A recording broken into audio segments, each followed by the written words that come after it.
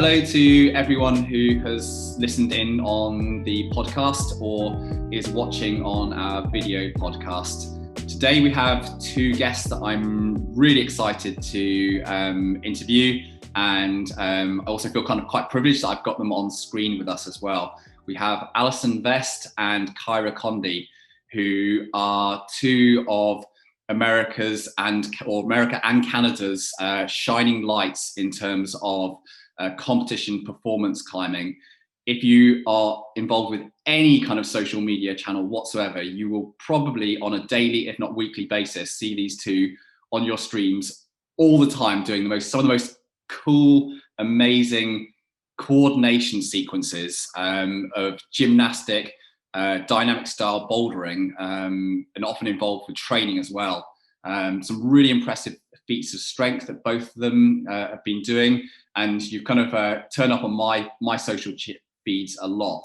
And what I think is really interesting, and why I wanted to get both Allison and Kyra onto this interview, is that you've gone a long way to changing effectively the stereotype around female climbers, athletes, and performers in this sport. And I think it's a really interesting thing that you're doing. You're changing our cultural, our stereotype around the training, the performance, and how we climb on the wall.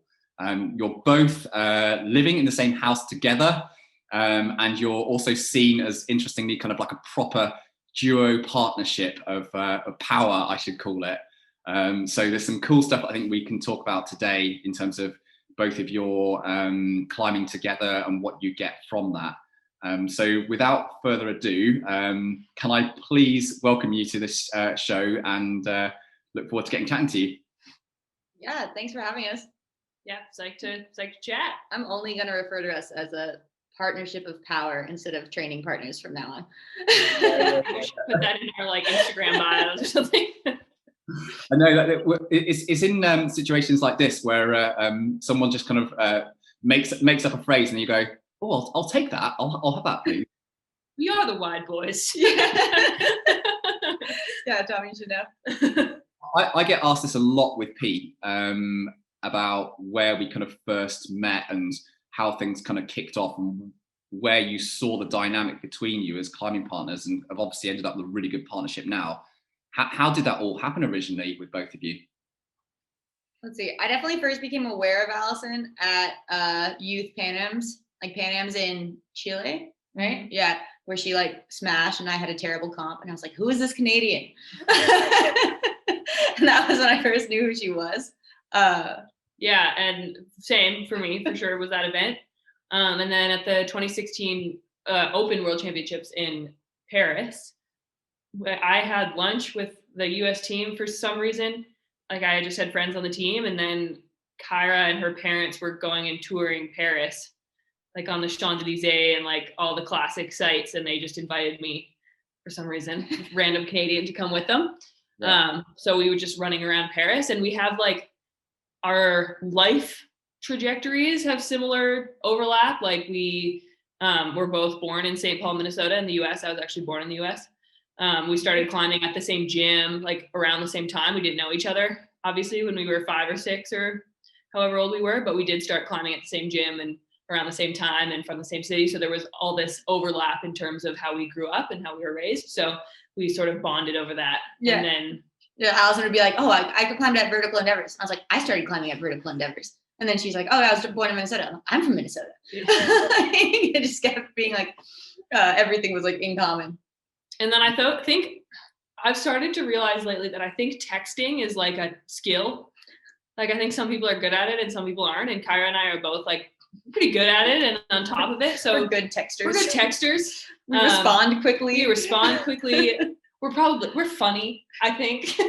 I can think so. Anyway, so we sort of had a long distance training partner situation. I mean, it really was I always felt like I was training by myself a lot, and you'd do something that was a PR or something you've never done before, and feel like you had nobody to tell. And so I would just ended up being, I could just text Kyra and be like, "Oh, I PR'd on my one-arm hang and it was sick, and this is what I did." And then she would be able to respond and be like, "That's so cool."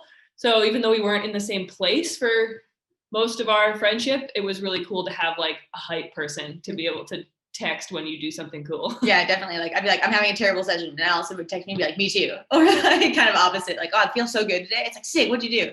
And just like really supportive from afar. So. And do you feel like your climbing styles and the stuff that you're good at and not so good at have aligned over the years, so you see climbing in the same way, so your framework of how you view climbing and what it gives back to you is similar, or do you think there's no pattern there for either of you? I think we originally thought we climbed in like the exact same style. Would you agree? And then like that was also kind of one of those things where I was like, oh, like you like big dynamic moves, like I like big dynamic moves, like things like that. Like was one of those things we found in common.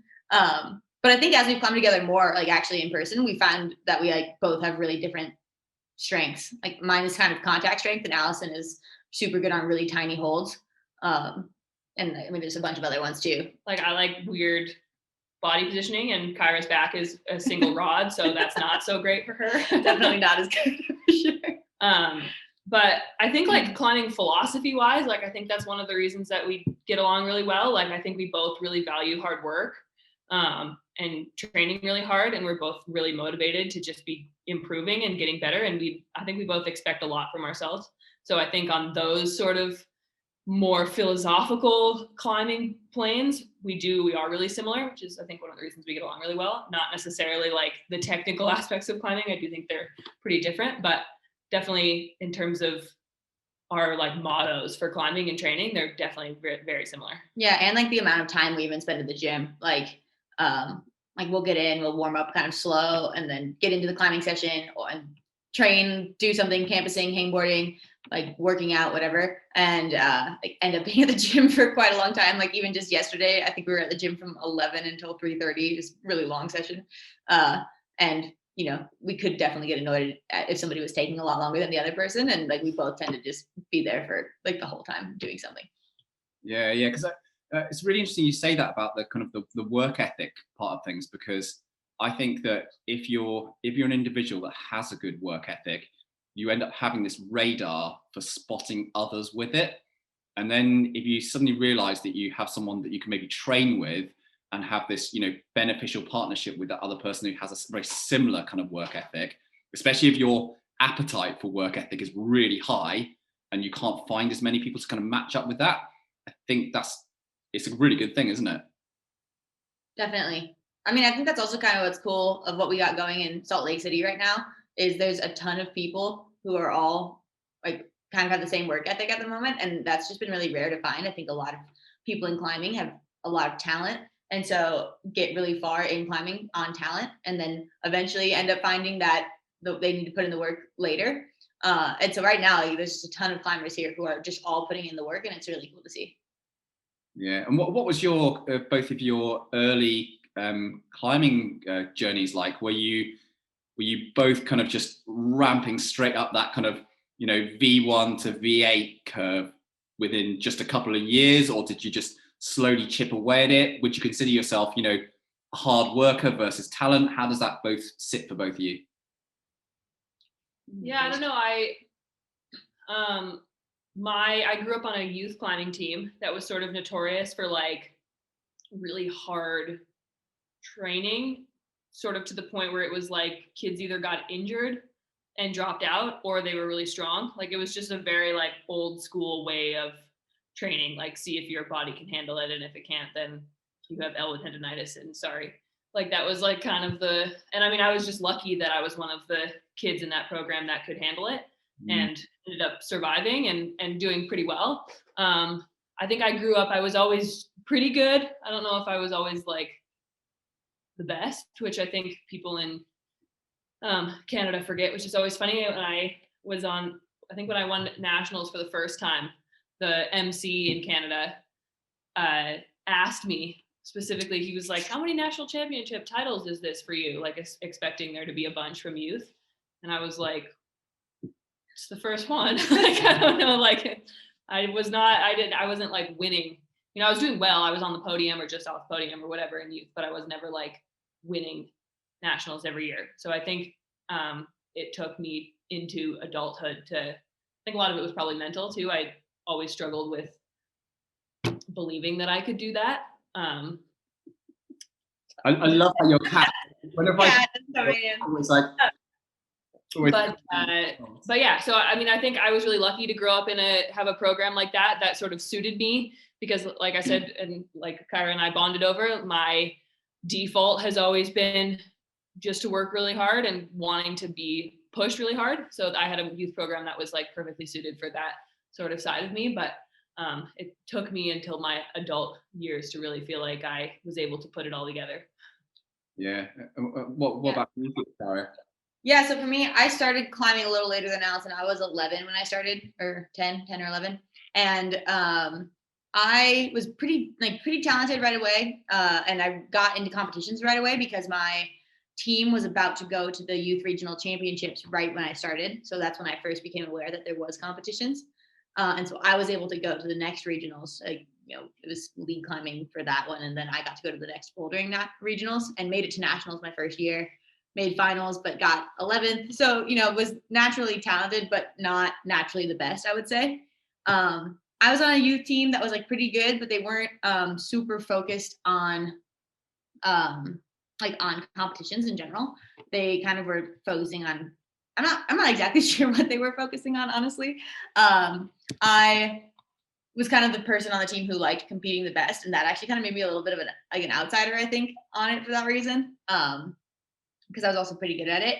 And so I actually ended up quitting my team when I was 14, and training by myself, basically from then until I moved to Salt Lake City when I was 23. So that's kind of been my trajectory. And then I think, kind of like Allison said, I wasn't naturally the best, and then I got my back surgery and had to work really hard to get over that. And I think it's kind of that not always winning, actually, I think gives you that better work ethic. And I think that's something that we've bonded over as well. It's like, coming in second all the time or coming in third or fourth really pushes you and kind of lights that fire. Whereas if you just are always winning, I think it's just kind of comes to be expected almost. Not that that's just kind of coincidentally that happens, and I think having that fire from just always coming in not quite at the top is what has like given us our work ethic and brought us to where we are today.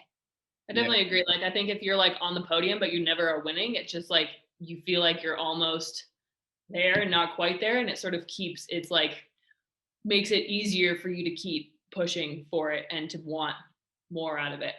And yeah, we definitely have a similar experience there for sure. Kind of continuously keeps you basically in the journey rather than at the goal. And you always feel like you're in the process. And when you're in the process, I think that's where you're often the most resourceful, because you're thinking, oh, what can I do to improve? Where can I get an edge here? What do I need to change? And it keeps you in that mindset. Whereas I think when you get everything all the time, you're always like, cool. Where's my praise? Where's my accolade? Yeah. Exactly. I was talking to my sports psych about this, actually. I don't remember what it was exactly, but she mentioned basically how that's actually a true phenomenon that you see in sport is when people are winning all the time, it becomes expected. And then as soon as they don't win, then it's like really devastating, because it becomes such a part of your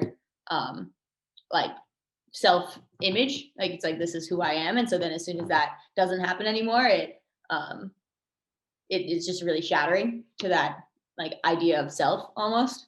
And so like kind of for us, like the idea of self is like, I'm working hard and I keep seeing almost these results. And so it's like, it's a totally different mindset almost. Yeah, that leads me to a question about kind of self-image and sort of identity as well. And I'll frame it up with where it often sits for me and Pete, is that I think we have sort of like this little hidden superpower in the fact that we very much see ourselves as just totally average kind of turbo punters who somehow kind of like just sneak our way up things, and we never take ourselves too seriously. And it works really well in a framing sense, because actually when everything goes wrong or we don't achieve stuff, we'll go, well, that was kind of expected. I mean, we're pretty rubbish at climbing. So it ends up being this superpower, because you always have very sort of relatively low expectations, and you frame up everything in a really positive way because you see your identity in that way. And do you have a similar thing with that at all? I mean, so it's interesting. I think Kyra and I actually have relatively different outwardly facing, I guess, like brands as athletes, if you will. I think mine is really similar to that, actually. And I do things like that, like as coping mechanisms, almost as comps. Like I think when I compete in a comp, like I want to be like interacting with the crowd and like be kind of like, I don't know, goofy about it and sort of, I don't know, put on like an act, I guess, because it sort of feels like a coping mechanism. If I do badly in a final round, at least the crowd likes me. Like that's like the, like, at least they like my personality. Like that's the sort of like flip side of it. And I think my social media reflects that too. I definitely don't know if Kyra has that same approach, but I do. I do not relate even a little bit, honestly. I actually think I have like a lot of confidence, and I just don't, it doesn't really bother me if I don't like reach it, I guess. I think I'm trying to think of how to like explain it. The only things that really get me down in my climbing is when I find a move that hurts my back, because it feels like it's something that I have nothing I can do about. Basically, if I can't do a move, I'm like, oh, okay, well, I'll just train harder on this thing, and then I'll be able to do it eventually. It doesn't really bother me. But the things like with my back, it's like, it feels like something I don't really know how to deal with. It's kind of meta the way that I'll get better at it. It's, you know, trying moves that are hard for me with my back, but it feels like something I can't stretch to make my back bend more because it's a bone, you know? So, so I think that's like the only time I really get down on myself in climbing. I'll be sad after a comp if it doesn't go well, but it doesn't like totally affect my image as like who I am. I think I'm pretty good at separating the two things as far as like my self-worth and my climbing performance. And do you think that's something that you both got better at over time, almost like a practicing mechanism, or it's something that you have both been relatively good at from the start and you're just refining it? Because for a lot of people on the outside, I think they always look at professional athletes and go, you've just got it. It's unfair. Why haven't I got it? How can I get it? And they wonder about that process. And I don't know, for me personally, I've always felt like it's something that can be learned, but you've got to have like a little spark there in the first place, and you've got to have like positive feedback mechanisms that go on. But I don't know whether interesting. Like, I mean, I think it's interesting because we live together now, like we can reflect on that about each other. But I think, I mean, Kyra has every reason to be completely confident in herself and her climbing, obviously, like based on her resume and what she can do. So I think that totally makes sense. But outside of climbing, she also has like a blind confidence just on things that she has like no purpose being super confident about, you know, like we'll like buy a stick and poke tattoo kit and she'll be like, yeah, no, we don't need instructions. I'm just going to go for it. And she'll just start like, Allison's like watching the YouTube I'm video, like on and I'm YouTube. like, it's fine, I'll just try. She's like, we can just try. I'm like, Kyra, look at that. Look, but you have to sanitize. Look at. Same thing happens if I'm like leading hiking. I'm like, I have no idea where I'm going, but I'm at the front, so I'll just go. No, that's actually a good point. I think really that's my kind of superpower in climbing is kind of that blind confidence. And then the separation of self-worth and climbing ability. Because then if you don't do a move, it's not like I'm a bad person. It's like, oh, this move is hard. You know, like it's like a different way of framing it. Whereas I've definitely climbed with people. I don't know if Allison quite does this, but like there are definitely people who like can't do a move, and then it turns into like I'm terrible, I'm shit, you know. And I just don't relate to that one at all. The cats really want to be in part of this video. Yeah, I mean, I think again, it's interesting because we're, you know, really good friends, but we are very opposite in a lot of things. And I definitely do relate to that. I think I've always struggled to separate my self-worth and my climbing goals. I think when I don't achieve a climbing goal, it really is hard for me to not have that reflect badly on who I am, especially because I do center most of my life around climbing. And it is just sort of, I feel like sometimes all of my identity, which again, goes back to why I was saying I try, I think, so hard to have my actual personality show up on the internet and in interviews and in comps and stuff, because then it sort of makes me feel like people are paying attention for what I have to say and who I am, in addition to what I'm doing in climbing. I think we are really opposite in that, in our sort of mindset. And living here, I mean, has been really good for me, and it has been good for me to sort of look at Kyra's mindset, and I do it as something that I definitely aspire to be better at and to be more towards her mindset when she's competing, because it is very impressive, and I think it has been like really beneficial for her climbing and competing. And would you say that with the climbing that you do together, in whether it's in sessions or training that you do, or time that you spend sort of socializing in the house as well, that how does the sort of the competitive element that sort of sit between you of pushing each other in a positive way, and how do you find that balance in it? Because I've always found this as like really interesting element to, like, I think culturally a lot of people see competition between two individuals as like a winner, a loser thing, and it's very sort of polarized and split. But I actually think that there's two versions of competition.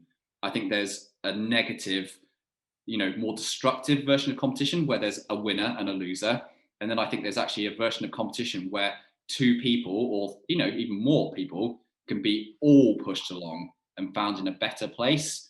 And I'm going to make an assumption that for you two, that competitive element is very positive and pushes you both further together. But how have you found that blend, if that is my assumption is correct? I mean, you could be fighting, with each other the whole time. We just never know it. All the time. It's constant chaos in this house. Yeah. I genuinely think we would still be friends if I competed for the US too. Like, I don't think that would really change it, but because I don't, like, that's a big element of, like, we're not trying to qualify for the same team, which just takes that stress out. Cause, like, as whether you're really good friends or not, like, there are limited spots on a national team. And there can be, I think, some more heightened competitiveness when you're trying to qualify for the same team. I don't know that would be a deal breaker for us anyway, but it is nice that that's not the case. It does take that added element of necessary competitiveness sort of out of the friendship. But yeah, I don't know. I think we're just good at it's a hard question. Yeah, I feel like there's like the way I see it is it'll be like, oh, Allison will go in and be like, I'm gonna strength train today, and I'll be like, oh, maybe I should strength train. Allison's strength training, like, it's kind of that type of competitiveness. Like, oh, like, she's doing it, I should do it too, like, kind of that type of thing. So it is that more positive push, or like, I'll do 4x4s and Allison will be like, oh, I should maybe do 4x4s too. And it's kind of like that, which just pushes us to work harder. As far as like winners and losers on like boulders, like, we swap off who does a climb, like, pretty often.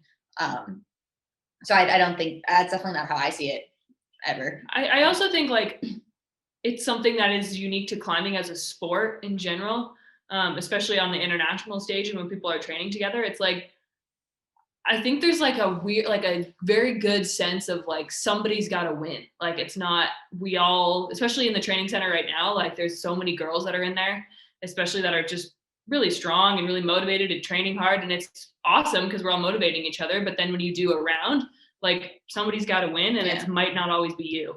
So climbing also has this kind of arbitrary aspect, that is route setting, like, that you're not competing on the campus board that's always the same. Or, speed climbing is obviously always the same. So that's kind of the only difference here. But I was talking to a track athlete, and somebody asked us about, like, how do you go into a competition? And she was like, I want to win. And I was like, oh, I want to go in and I want to make sure that my training is, as trained as hard as I could. And then I'll be happy with my result as long as I feel like I put the right amount of effort in. I'll only be disappointed if I feel like I didn't work hard enough before this competition.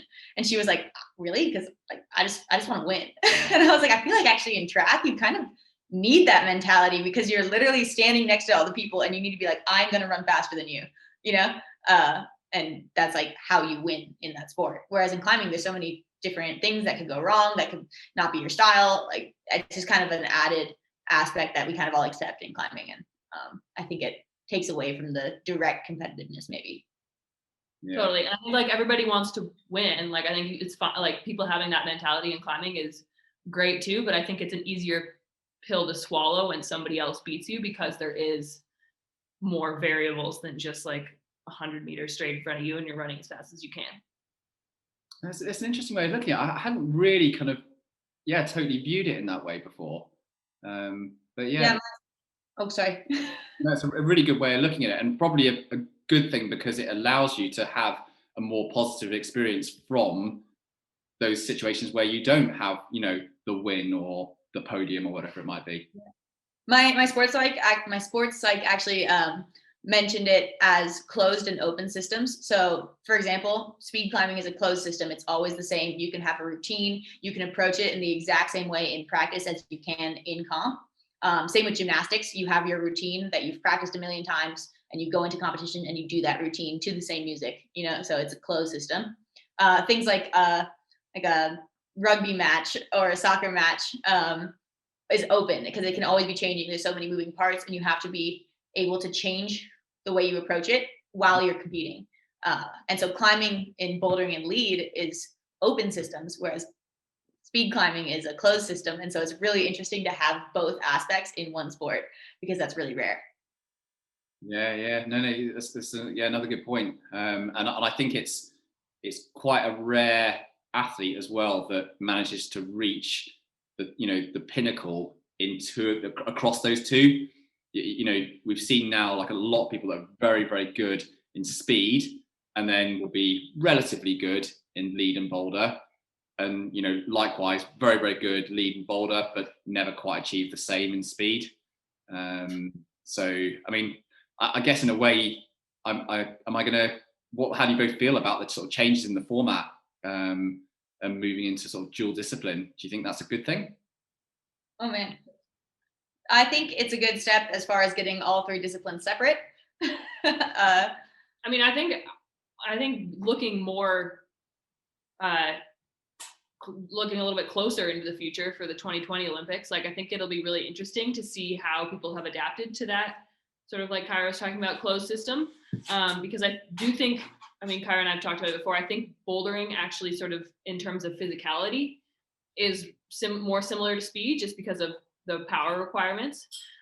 So I do think that now that there's been sort of time away from competition, you will get a lot of specialists in other disciplines like bouldering or lead who've had the time to like sit down and really focus on speed climbing. And you're going to get boulderers and lead climbers that are, I think, really fast at the Olympics. Like they just had the Japan Speed Cup, and Tomoa went fast enough to win a World Cup in speed, like if the situation was right. So it's like you're going to get these people who've had the chance to train these closed systems and are going to sort of come out with, I think, faster speed times than you would have gotten had the Olympics actually gone ahead in 2020. So I think that'll be actually really interesting to see how that aspect of it shakes out. Yeah, and as far as like the dual discipline, like the combined boulder lead, it has its own challenges. For example, scoring is just a mess. It's super hard because it's really hard to equally weight the two disciplines. You can't do the same rank system that you do for the three disciplines because so many ties happen because, you know, 1 and 6 is the same as 2 and 3. So, you know, there's so many ties. It's like a third of the time you'll get ties or something crazy. So they've had to really come up with a way of scoring that's not perfected at all yet. So it is going to be really interesting to watch. I am interested to see if they're going to be able to equally weight the two disciplines. It comes down a lot to route setting. But basically the way to think about it, I think, is as a new discipline is kind of what Shauna Coxey was saying, actually. Instead of thinking it as a combined boulder lead, it's like this new discipline of sport climbing that's boulder lead. So that's kind of how we'll have to look at 2024 Olympics, and then hopefully by 2028 we'll have all three. You know. Yeah. I mean, I think with any sport that enters into that Olympic cycle and evolution, it has to go through these changes, and it'll be, you know, part influenced by the organizations themselves. It'll be to do with how, you know, scoring systems work, how the training for themselves develop as well, and whether you kind of get a backlog of it being too easy to, you know, essentially game the sport in a certain way with certain training methodology. I think that's just going to be the way for, you know, a good 10 years that the sport will evolve in its Olympic format. And yeah, in 10 years time, I think we'll probably be in quite a sort of solid place there, and everyone will know what's happening. But for now, all the Olympic athletes and Olympic hopefuls have got to deal with quite a, you know, constantly changing environment with it, which is interesting in itself, isn't it? Definitely. It definitely adds an aspect of like mystery. I feel like 3 years ago, we couldn't have guessed the entire Olympic roster by any means. Definitely could have picked out some names, but I think you never would have. I mean, I don't think anybody expected the US to get all 4 of our spots filled, and we did. So like things like that, I think were really hard to predict with this format, and that kind of makes it really cool as well. Yeah. Just kind of see who steps up to the challenge that we're given. So tell me a bit about the Salt Lake City climbing scene and what's going on with it, because I travel to the Salt Lake pretty much every year, and I'm very aware of how good the scene is in Salt Lake. What is it that you think defines it, and why is it so progressive, and why does so many good climbers come out of that area? Man, I was attracted to coming to Salt Lake kind of way before even USA Climbing moved their headquarters here. Like I came and did a semester here in 2018 to do an internship. And I think for me, it's the proximity of a lot of climbing areas that I really enjoy. Like you can go to a lot of different types of rock within kind of 2 hours. Whereas Colorado, you have a lot of stuff within half an hour, but it's all kind of similar, I guess. And so that's why I like Salt Lake kind of more than Boulder. It's also a little bit of a bigger city than Boulder, so it doesn't feel quite as much of a scene as Boulder does, because I feel like Boulder was kind of the hub, and now kind of Salt Lake has become that hub. I just had a lot of friends here too from youth climbing who all grew up on the Momentum team and had a really good like kind of team vibe, and I was really just always really liked and really positive and supportive, and I think I really craved that because I didn't have that on my team growing up. And so seeing that, I just always thought Salt Lake had this really great, like supportive energy, and that's kind of what drew me here. Yeah. I think like even if you sort of extract Salt Lake from the outdoor rock around it, like I think because there is so much climbing history there, like there is just people everywhere that are so psyched on climbing, and there's so many people that are investing time and money into gyms and training and pushing the sport. And like even when now the USA Climbing Training Center is here, which is great and amazing, and is definitely a draw to come to Salt Lake. But even before that, like there's just massive gyms with full fitness centers and bouldering areas and speed walls and lead walls, and so just the infrastructure here in terms of gyms is pretty amazing, especially because it's not like there's at least two different like big gym, there's like Momentum and the Front, and I think they're competitive with each other obviously because they're in the same area, but it seems like it almost pushes them to add more things or make sure they're like keeping this up so that their clients are happy and don't go to the other gym. So because of that, like you just end up with these really spectacular gyms here, and there is so much climbing history around and climbing psych that there's just tons of people who are strong and psyched and want to be better and want to push each other. And it creates that community that Kyra was talking about with the youth athletes that are here all the way into the adults. Mm-hmm. Yeah, I think we have a similar thing with whenever I've gone to Salt Lake and talked to climbers there, it feels, and it's the same to some degree as well with Boulder, but it feels like Sheffield in that there's this expectation amongst climbers, whether they're in their 20s, 30s, 40s, 50s, that your scene is the scene which is going to push the sport forward.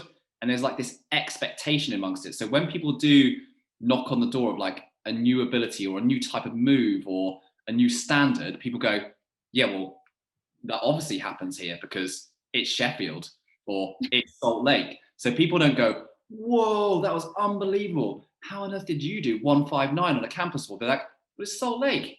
Everyone does 159 on a campus wall. Like, and it becomes this like self-perpetuating thing that then the community and all the climbers are saying and talking in that way. So then it pushes itself forward because there's just a mindset around it, around performance. And I think that Salt Lake is very cool for that. And all generations. Yeah, and I think it's even felt with like getting new people into the sport. Like I will leave the gym all the time and there'll be somebody who like very clearly was returning their rental shoes. Like it's their first time in the gym and they're walking out the door and they're like, I'm going to climb V6 by the end of the year. And you're like, in a lot of places, like they wouldn't even know what that is, let alone like have it as a goal. But when you go into these gyms and you're surrounded by people who are just like very goal oriented and just super passionate about climbing for all the greatness that it is, it's sort of contagious, and it's easy for it to just be like by osmosis to just be sucked into the sport. And so I think it is sort of a good place to have a business in climbing even too, because it's so easy to get people hooked on goal setting even in climbing, and have them start coming back more and more often. Yeah, I think there's two ways too that mentality can go. Like, it can get people to be like really psyched and like kind of what Allison said, but then it could also kind of come across as like elitist, and then people could be really intimidated. And I think Salt Lake does a really good job of like staying more towards the side that Allison said, of like getting people psyched and getting people like motivated and wanting to try hard and train. While I can't really speak from it because I obviously came here while already being an elite athlete. But at least from what I've seen in the gyms and from talking to people who come to town, most people say that they feel really like accepted in the community kind of right away. Like even at the even at the US team training center, which could be really cliquey and really intense. Like, people who come from out of town feel like right at home right away, which is like really cool, I think. Yeah, I think that comes down to like the custodians of the sport, that if those well-known characters within an area are really friendly and really accessible to people at any grade, and they don't create that kind of clique and elitism, then again, it just perpetuates through the community. People feel like it's accessible to be a good climber and everything. So no. Okay, question about strength training. You're obviously both very strong and powerful climbers, and have and I'll go on to the whole kind of coordination execution thing as well in a minute. But I think I'm going to say 99.9% of people who, when they watch your climbing videos, will go, how do I get that strong? Like, what is the secret sauce? What is Allison and Kyra doing that gets them so strong? What's going on? Tell me. Oh man, honestly, people will be like, how do you get so good at campusing? And I'm like, well, I've been campusing for, what year is it, 2021? So like 6 years consistently, like at least once a week. And I think that's really the secret sauce, is you got to just stay at it.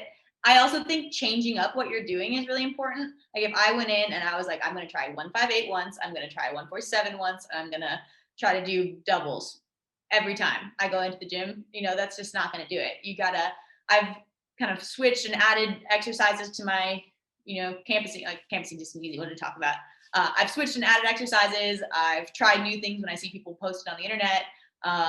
If I like it, I add it in. Sometimes I just mess around and campus boulders, so switching up what you're doing to confuse your body and not get into that same kind of neurological engagement. You really want to confuse your muscles basically. And that's, I think, where you really find a lot of improvement.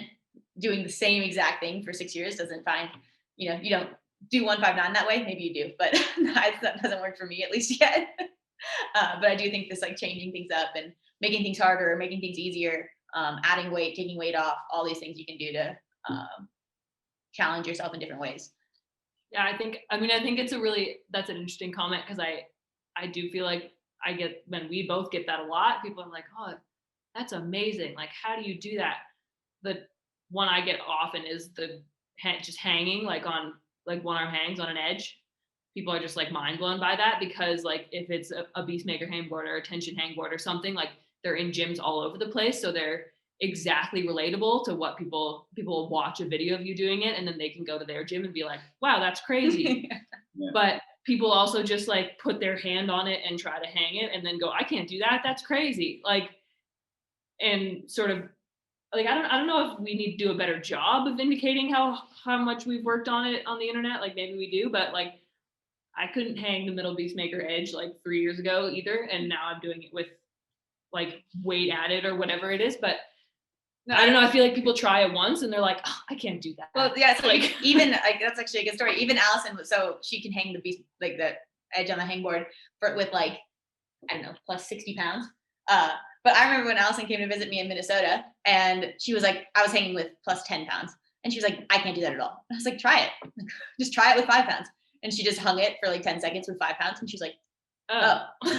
She just hadn't been making it harder. And then as soon as she started adding weight, as soon as you start making things harder, you kind of improve a lot quicker. And, now Allison can hang like 40 more pounds than me on the hangboard. So maybe I should have kept my secret to myself. No, I'm just kidding. I do think with like hangboarding, it is like Kyra said, a lot of it for me has been like variety, like doing a hang with a certain amount of weight that you can hang for 10 seconds and then adding more. And even if it's only 2 or 3 seconds, trying, and then maybe going to a smaller edge and doing it without any weight. And then going like sort of doing something cyclical like that, where you have sort of all of the various levels, especially for me, because my left arm is like more than twice as strong as my right arm.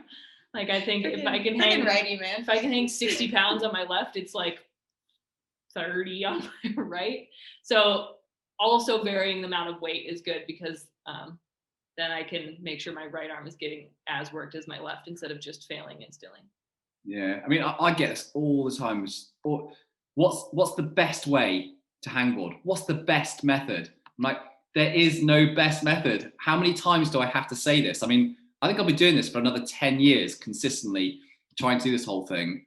But it's because I think that people want these kind of magic bullets, or the secret way to do things, or what's the hack for being able to do this thing, because ultimately that's what you would do if you didn't have work ethic.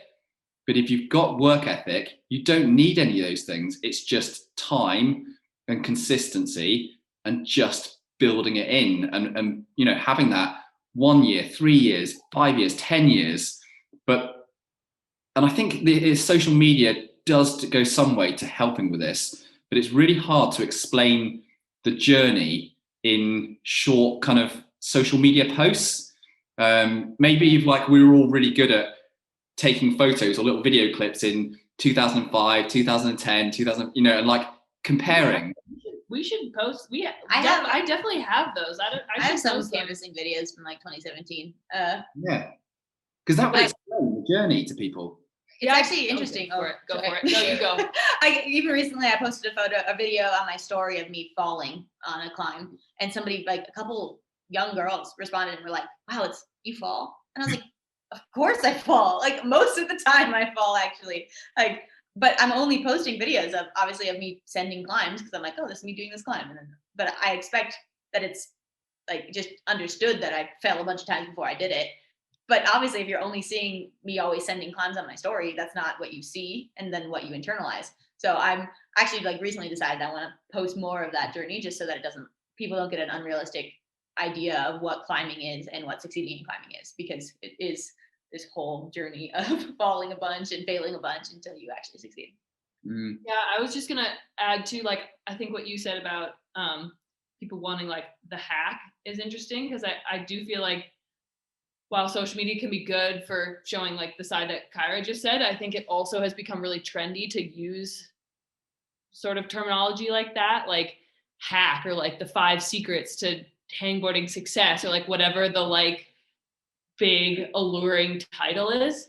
But for training, for the most part, I think like my mentality has always been, if it feels hard, then it's probably doing its job. Like, you know, there's all the theories on like, are you allowed to nestle the pinky, or is it what's your hand position supposed to be, or how much weight does it take off? Like, I'm like, this feels really hard to me. So I'm sure that I'm going to get better because I'm trying really hard. And sort of that's where, obviously, like, I like to track things. I like to know what I'm doing differently, whatever. But like, if I'm doing a training exercise and it feels really hard, then I usually am like, all right, great. That's like a good one, because it feels hard for me. I actually apply that same thing to just boulders too, not just exercises. Like if I do a boulder and it feels hard, I'm like, oh, I'll do this again. And the next time I go into the gym, I try that same boulder. It still feels hard. Maybe I'm still sending it every time, but I'll do it every day until that boulder feels easy. And that's my method on the spray wall, which I don't see a ton of people do, actually. Yeah, I think it's like you can get a habit of where you have such a positive association with stuff feeling hard and getting the chance to try hard, that it then builds out over the years. Like I was training with Pete yesterday, and we got to the end of the session. We'd been training like 2 hours together, and we were both sat there just like really kind of like, just like a bit bummed out about everything. And I turned on Pete and I just went, it's so unsatisfying, because I just don't feel like I've had one really good try hard attempt. I've fallen off loads and I've essentially failed the whole session, which is fine. But I just wanted to get that feeling of just all out right at my limit. And I didn't get that magic feeling this session. So I feel dissatisfied. But if you compound that out, getting that access to that feeling for 5 years, 10 years, etc., you become a pretty good climber by doing that. Definitely. And that's how I decide whether or not I'm satisfied with the competition even. Say I'm doing a lead competition and I fall off before I get to that really try hard grip state, that's when I am sad about how I competed. I'm like, oh, I could have done better. But if I fall off and I like can't see because of how pumped I am, I'm like, okay, I did as best as I could. So like in Toulouse, for example, like where I qualified for 2020, I literally fell off the route and could not see for like a minute because I was so pumped. I was like, okay, well, if that wasn't enough to make me qualify, I gave it my all. I couldn't have done any better than that. So that's when I'm satisfied. Yeah, I do. I mean, I do think for me personally, like I've sort of had to learn to like almost let go of the expectation that climbing is ever going to feel like just perfect and floaty. Like I think it does for some people, at least when people talk about like sending a route or like doing the hard boulder, like, oh, I felt like I was floating and I was like flowing over the rock. And I have never felt like that. Like when I have done something hard, I am trying really hard and every move I'm like, I could fall here. Like it does not, I have never found that like state of like, this all feels easy. Like it just does not happen. Like I am trying hard all the time. So I don't know if that's like my mentality that just analyzes it different or whatnot, but I feel like sometimes people get sort of stuck and fall because it doesn't feel easy. Instead of like trying hard to get through the move. Yeah, that's actually a really good point. I've had to come figure that out with my back even. So I'll get to these moves where I'm like, this is impossible. Like I can't bend my back. There's no way I can do this. And then I'll just let go. And then Josh, our coach, will be like, maybe you should just try. And so then my next go, I kind of try to do it and I start doing the move and then jump off again. He's like, you didn't really try. And I'm like, okay. And so then I get on again and then finally actually like push through the like really uncomfortable bit. And then I actually do the move. So. And do you, in those situations when you push through and you do it, do you like stick that in your back pocket and go, I remember that. That was when I like tried and went through. And so then when you come back in another situation again, you get like a little flashback to the times when you push through on it and you use that going forward. Because I definitely do that. And I see that in the best athletes. They do this like micro recall thing from another situation. And then they use it again going forward. And they seem good at doing that. Yeah, I actually have a note on my phone from like my personal sessions with Josh where we identify some of those things and how to like maybe some of the little methods that I changed or things like that. I have them all written down in a note on my phone that I can look at kind of whenever to just internalize. You're both really good at, or at least from my perception anyway, very good at the really dynamic coordination style, cross between climbing, parkour, competition, bouldering, and a really complex style of climbing. And what I wanted to ask you about was that I think most climbers struggle with this style of climbing. It requires a lot of confidence. There's a lot of complexity in it. There's all sorts of mixture of technique and the physical side of climbing as well. And do you think that there is a pattern between the fact that you've both got very accomplished at that style of climbing and the fact that you also appear to be quite prepared to try kind of like mad off the wall challenges, or just kind of like random things where you're constantly experimenting and trying to do things with your body, which again require a level of coordination and confidence and stuff like that? Do you think it's just an approach thing, like you have a mindset around this? You can go first. That applies to you more, I think, than me. I do more stupid things off the wall for sure. That is not inaccurate. I tried it earlier, by the way. I'm sorry? I tried the yoga ball flip earlier. Oh yeah? Did it go well? No, so scary. I'm concussed now. So scary. I refuse to try it. There are a few things hopefully coming soon. One, you can pass the ball back and forth between two people. So one person does one of the rotations and it shoots the ball forward, and then the other person jumps on it and it shoots it back, so you can pass it back and forth. So I'm working on that one. The other one, you can actually do a double. You flip, and as you hit it, you grab the ball behind your back and throw it between your legs again, and then do a second one. That's been my like 4-year project. That the double ball. She tries it every day. Every single day. No, I don't. I would break my neck. But I think like having tried more and more of those things, does give me a better like body awareness. Like I think more and more people will send me challenges, and I'll be like, oh, this will be funny when I can't do this, and then I'll try it and be like, oh, I did it.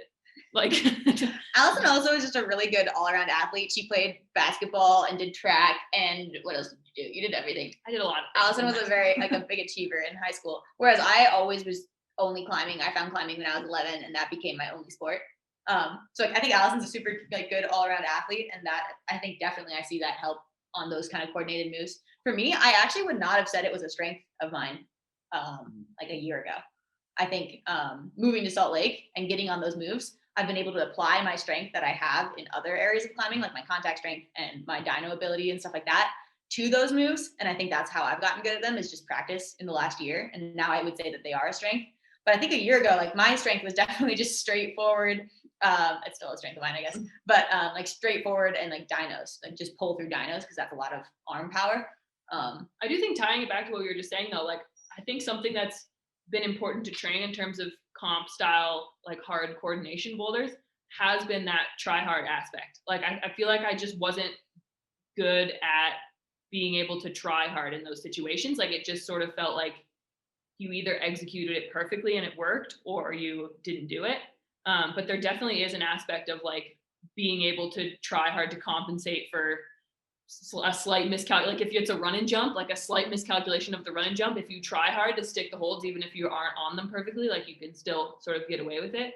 But I definitely think being able to sort of engage that try hard aspect is something that has been shockingly trainable on coordination moves. Also, the hack is that it's all in your hips. That's the hack on that one. That's how you can tie back. You can title this podcast Kyra Condie's Hack to Competition Climbing. The 5 tips and tricks. Tips and tricks to coordination moves is it's all in your hips. You've said it now, Kyra. There's no going back on this. Oh no.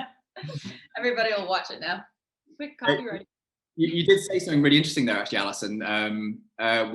You said, if I fail, it'll be funny.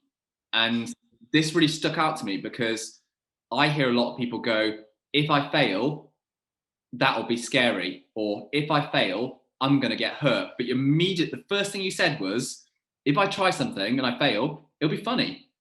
And well, this is honestly, like, we've had all these girls in the training center, and they're all pretty psyched on social media, like on growing their pages and posting a lot. And so when somebody takes like a bad fall, which happens frequently, the first question is, who was filming? Like, it's not, get a video of that? Are you okay? Like, that looked bad. Are you going to try again? It's instantly, it was somebody filming that, because it's like a funny fall and they want to be able to post that on their story or whatever. So I think that's another way that social media has been a good tool, is because people are like either motivated to send it secretly for Instagram, or they fall, and that's also entertaining for Instagram. Yesterday I was doing a dyno at the gym, and I was like, Josh, am I gonna faceplant if I do this? And he goes, I don't know, but I'll film. I was like, great, okay.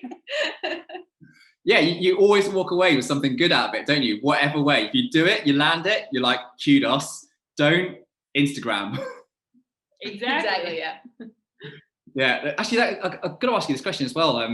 You both are really active on social media, and I really like the way that you do your pages and the stuff that you do within your content. And I think it comes across, even though you're both really accomplished athletes, it comes across with a real, just kind of like accessibility and humility in it. It's not like a, hey, look at me, I'm just the most awesome ever. Like just total like pose down. It's not at all like that. That's good. Feel That's good. like. I mean, I think it's something that's really important to me, is to try to display my authentic self to the internet. I try and come across that way in, interviews and stuff like that as well. I guess, yeah, I just like want to be myself. I don't try to like put on a persona a lot of times. I think all the time, I guess. But so I'm glad it comes off that way, because that is very much so me, I guess, on the internet. So It does. I mean, if you really break it down to in a practical sense, like Instagram is a good part of our jobs being on social media, and it makes it really easy if you're just who you are on the internet. It makes it a lot easier to be creating posts and content in terms of like being an athlete if you are authentic to yourself, because then it just doesn't feel like as stressful or as much of a job if you're just posting who you are on your Instagram page. So do you feel though that there's a lack of I don't want to call it training, but there's a lack of awareness for younger generations coming through of understanding how to actually do that well and do it for the good of yourselves, because it's a really interesting space, because especially if you have a large account, you're in front of a lot of people and you have a lot of interactions with people that you have no idea who they are, and we don't get training in school.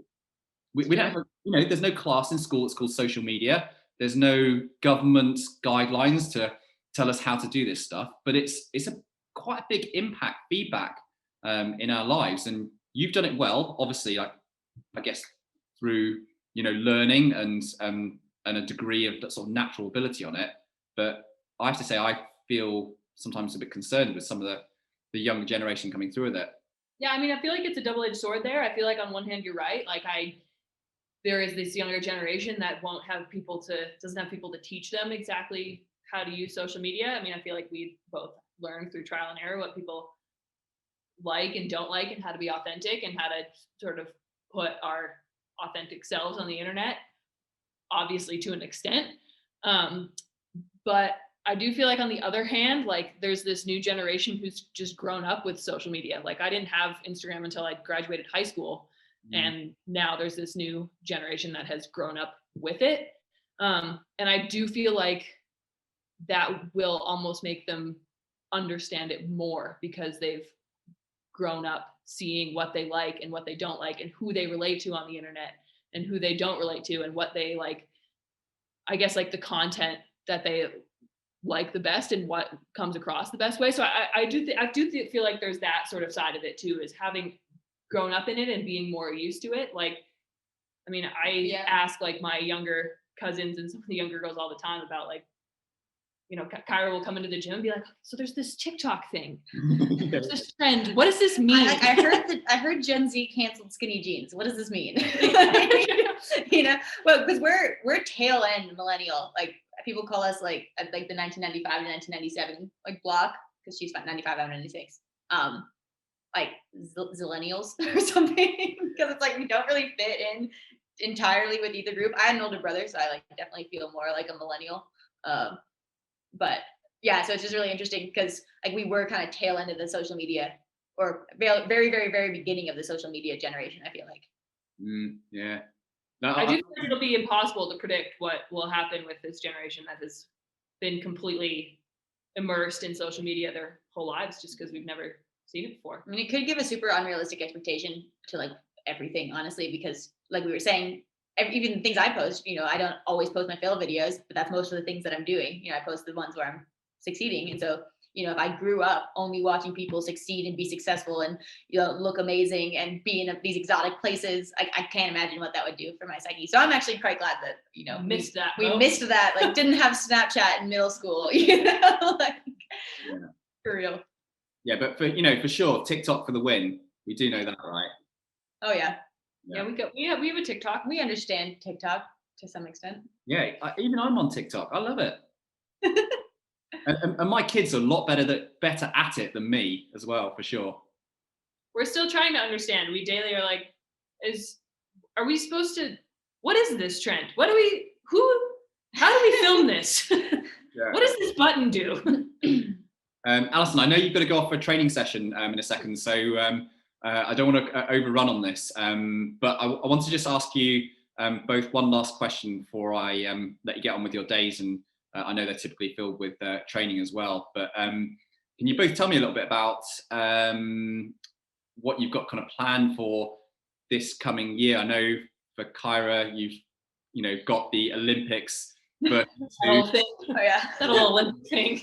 How's that working out? And I know, like with COVID and there's like no traveling, it's just been an absolute nightmare last year. But what have you got planned for this year coming up? Yeah, let's see. Utah actually is really ahead of schedule on the vaccine, which is kind of awesome. It's supposed to open up to the general public on April 1st. So that's, kind of nice to have that on the horizon. I'm actually volunteering at a vaccination clinic too, so I'll be able to get it this next week.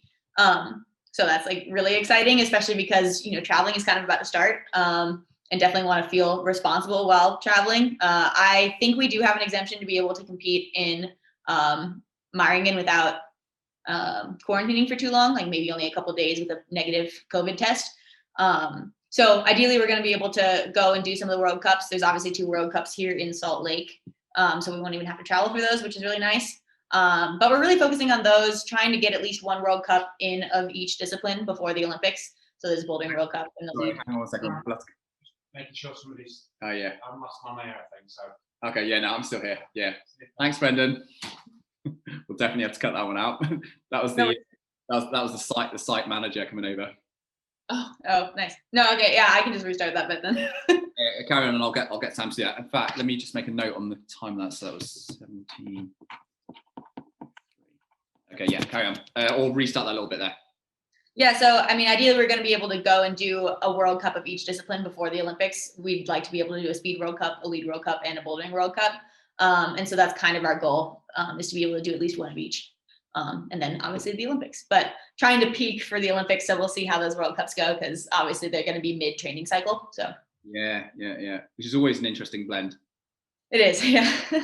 Yeah, so Canada has announced they're not sending any athletes to Meiringen. So I definitely won't be there. I'm hoping that even if they don't decide to send a full team to Salt Lake, that I maybe could be the exception and compete because I live here, which seems logical. Yeah. But we'll see. I mean, it just depends on what the rules and restrictions are. Everything for us is just really up in the air. So I think for me, as the weather gets nicer, I'll try to get outside climbing more, because that's goals I can work on without comps in the near future. So I'm excited about that. And then when time comes, then they decide we can go to a World Cup, then that'll be great too. Yeah.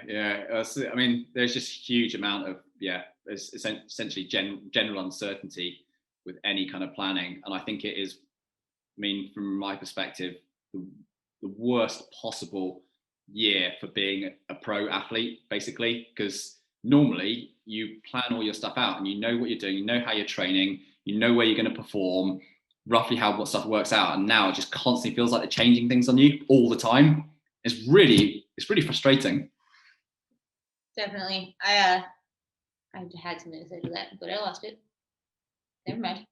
I'm sure it was really good. It's probably a really good thing.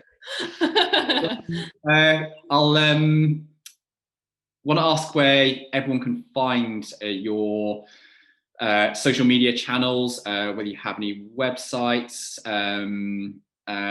List me them out, because you're all over the place. I know TikTok, Facebook, Instagram. Our joint TikTok is Climbing Roommates. Climbing Roommates. Okay, yeah. And then my Instagram, Kyra_Condie. Allison's is. Mine is just Alice Best. I wasn't sure if there was a dot in there or something. There's not. And then I actually have a website too. It's just kyracondi.com. So. Okay, cool. We'll put the links all down below. You can find my Wikipedia page off of Kyra's Wikipedia page, because they're linked together. Yeah, exactly. We had a connection. That's true. Pages and a lady who did that for us.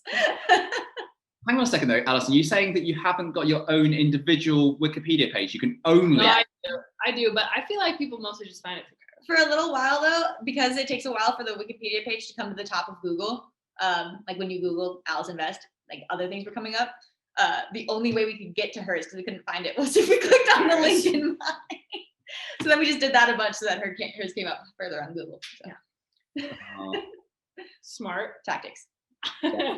Always working together. I like it. You know it. Well, sweet. Yeah. Well, been an absolute pleasure. Really nice to chat to you both. And I'm sure we'll chat again very soon. Definitely. Thanks for having us.